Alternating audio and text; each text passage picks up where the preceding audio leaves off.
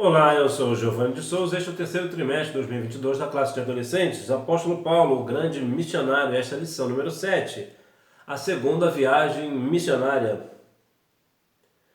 A mensagem: vamos voltar e visitar os irmãos em todas as cidades onde já anunciamos a palavra do Senhor. Vamos ver se eles estão bem. Atos capítulo 15, versículo 36, a parte B. Vamos descobrir. Você está pronto para continuar estudando a Rota de Paulo? Depois de ter participado do debate teológico em Jerusalém, o apóstolo planejou visitar as igrejas que ele havia fundado na primeira viagem. No meio do caminho, veremos que foi preciso rever a programação e reajustar a rota. Seu plano era circular pelas igrejas da Ásia Menor, mas acabou indo para a Europa. O que é isso para nós?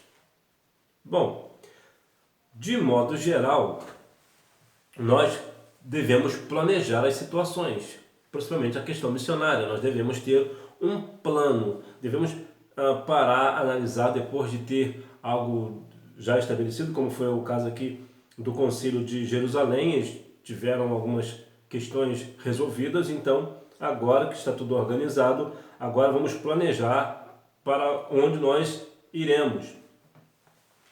A Bíblia diz que nós devemos fazer planos, mas a resposta vem da boca do Senhor. Então sim, nós devemos fazer o plano, planejar tudo, mas também compreender que é o Espírito Santo quem nos guia. Então o Espírito Santo ele pode fazer mudar alguma coisa no meio do caminho.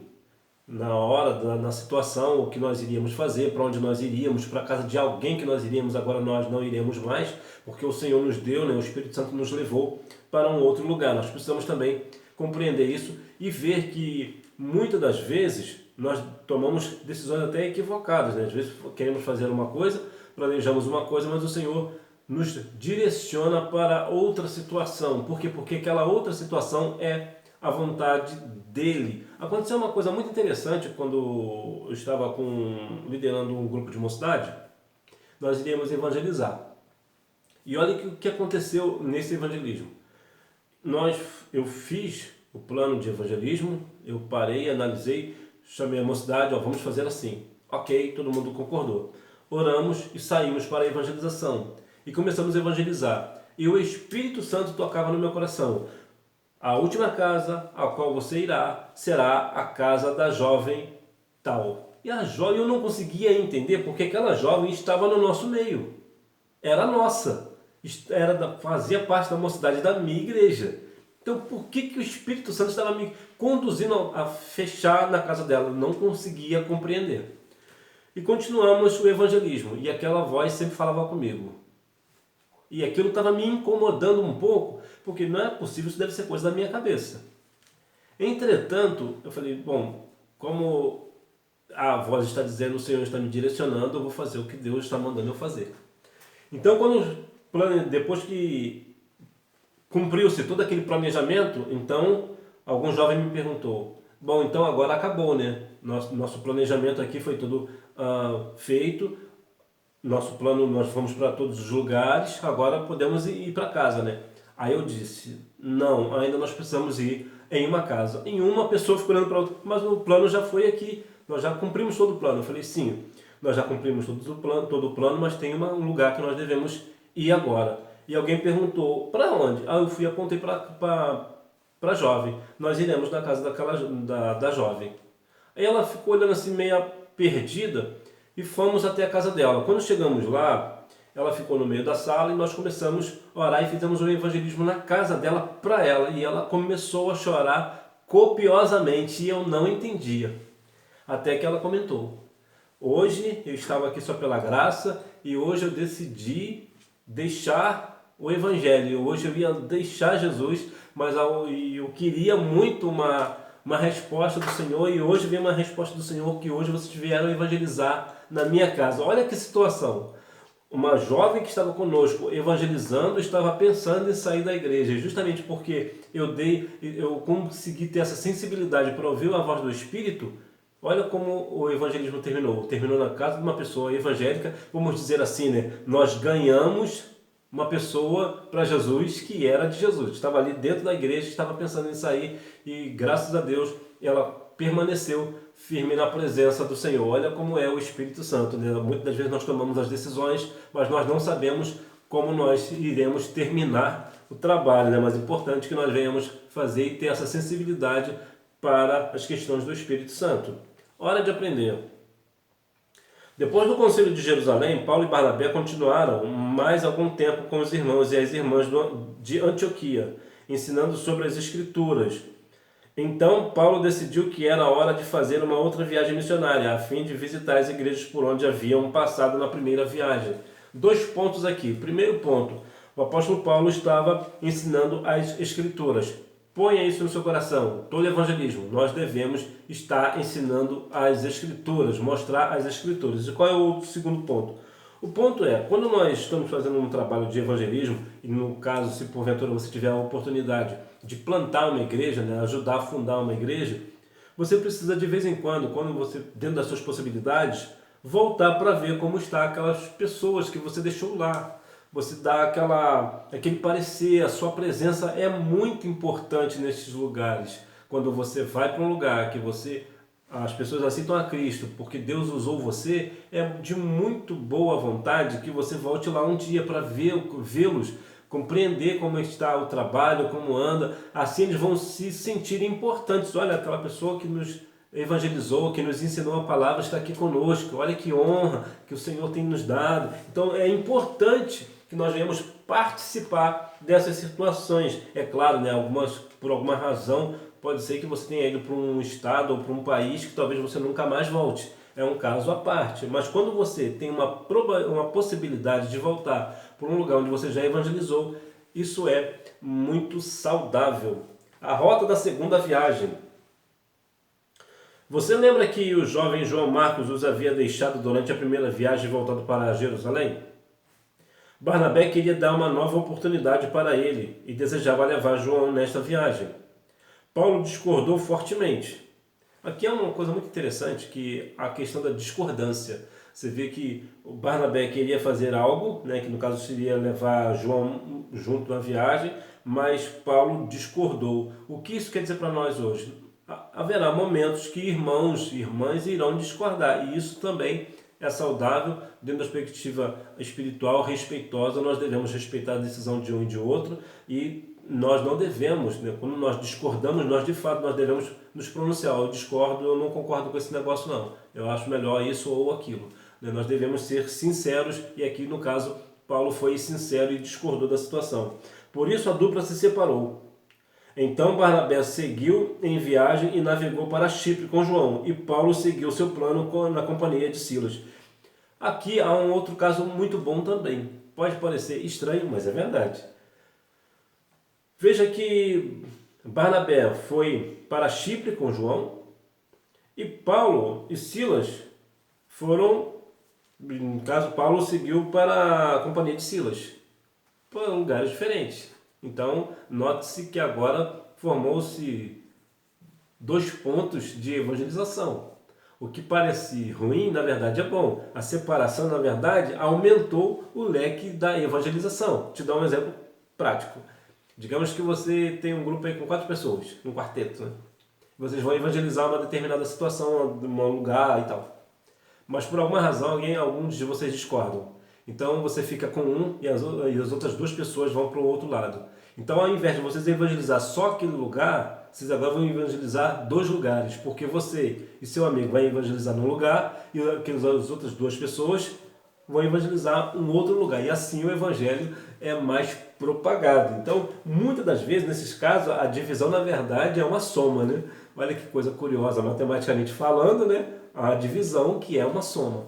Então, nós precisamos compreender que a questão da discordância é natural e que nós venhamos fazer tudo diante do Senhor, diante do Espírito Santo, tudo com decência e ordem para a honra e glória do nome do Senhor, mas compreender que há situações que haverá divisão, haverá momentos de discordância, é natural. Agora, há também de se ver a questão do respeito, né? Mudança de planos. Paulo começou a viagem planejando visitar as igrejas na província da Ásia.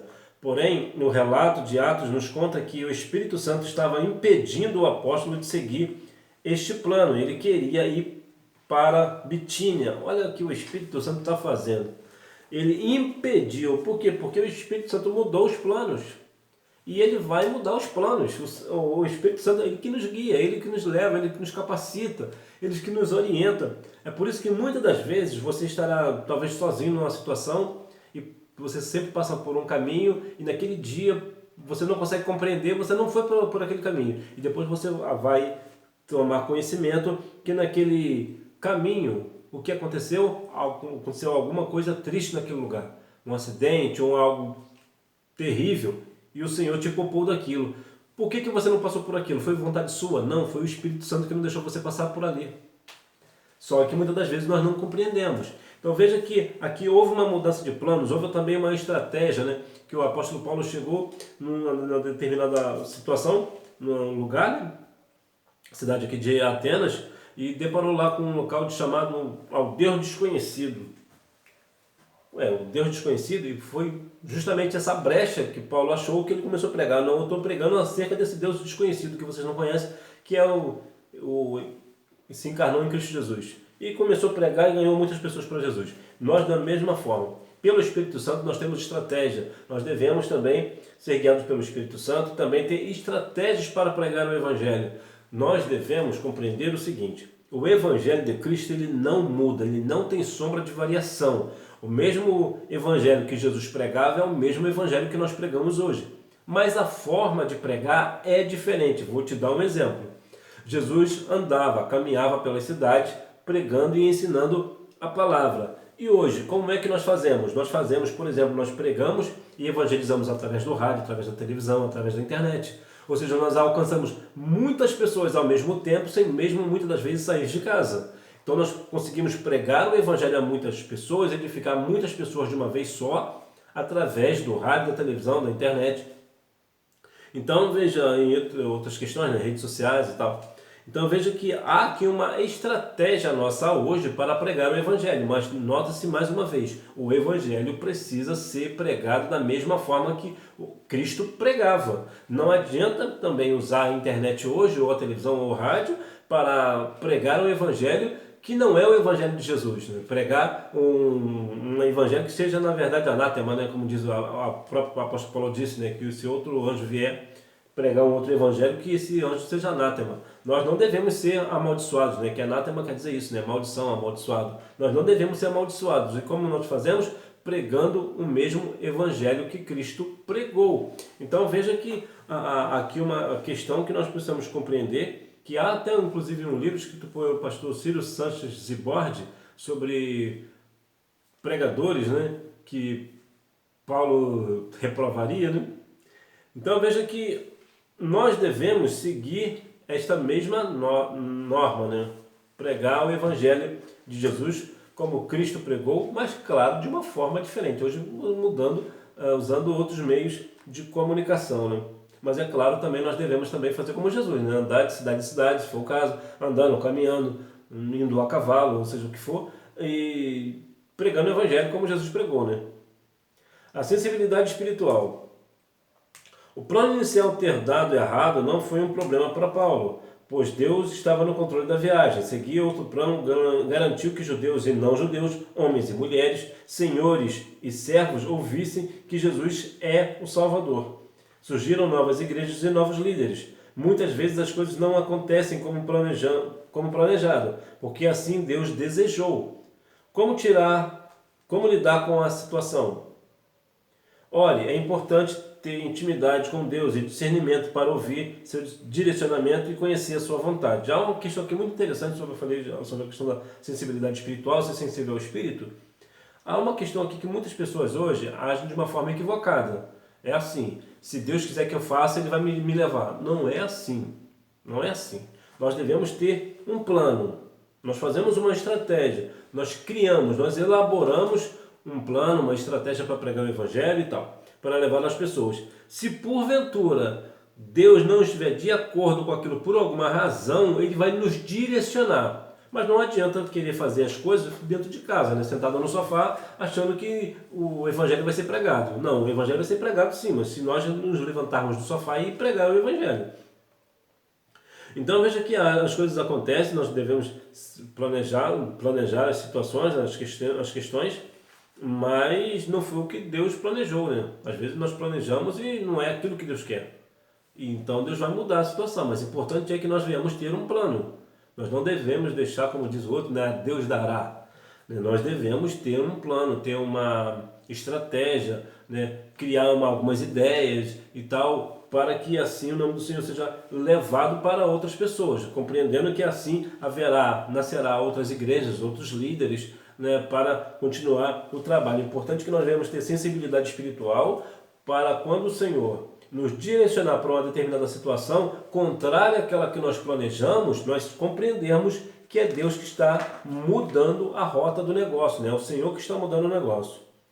Conclusão, a segunda viagem de Paulo foi longa, mas guiada por Deus. Durante esse período, pessoas aceitaram as boas novas de Jesus e novas igrejas surgiram. Nos dias de hoje, somos convidados a entregar nossos planos ao Senhor e prestar atenção no seu direcionamento. Portanto, sim, quando nós vamos pregar o Evangelho, as pessoas aceitam a Cristo como Salvador e assim acaba surgindo novas igrejas, né?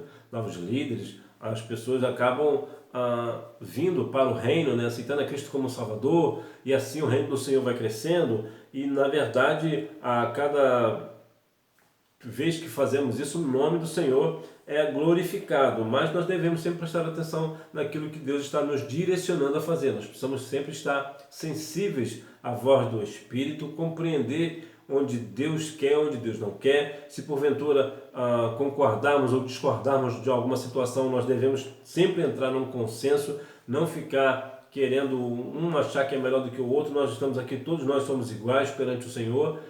Há sim a questão da liderança, né, que são nossos líderes e nós devemos obediência a eles, desde que eles estejam pautados pela palavra, e assim nós vamos levando a palavra e o nome do Senhor a outras pessoas e essas aceitam a Cristo como Salvador. Vamos praticar. Número 1, Filipos, Tessalônica, Atenasa, Corinto. Número 2, fazedor de barracas. Que nós venhamos a cada dia mais compreender e entender, né? Que nós devemos sempre ter uma viagem missionária na nossa vida, uma segunda, uma terceira, e quantas o Senhor nos mandar ir, que nós venhamos ter sempre nos importar com as pessoas que nós pregamos o Evangelho, aceitar a Cristo como Salvador, e sempre quando nós pudermos ir lá fazer uma visitinha, ver como é que anda eles, como está a igreja, como está a obra, e se porventura nós pudermos ajudar um pouco mais, nós venhamos ajudar a continuar abraçando a causa do Evangelho. Que Deus em Cristo continue abençoando a sua vida, que você tenha uma boa aula e não deixe de ir à Escola Bíblica Dominical, até porque quem faz a escola é o aluno. Tchau!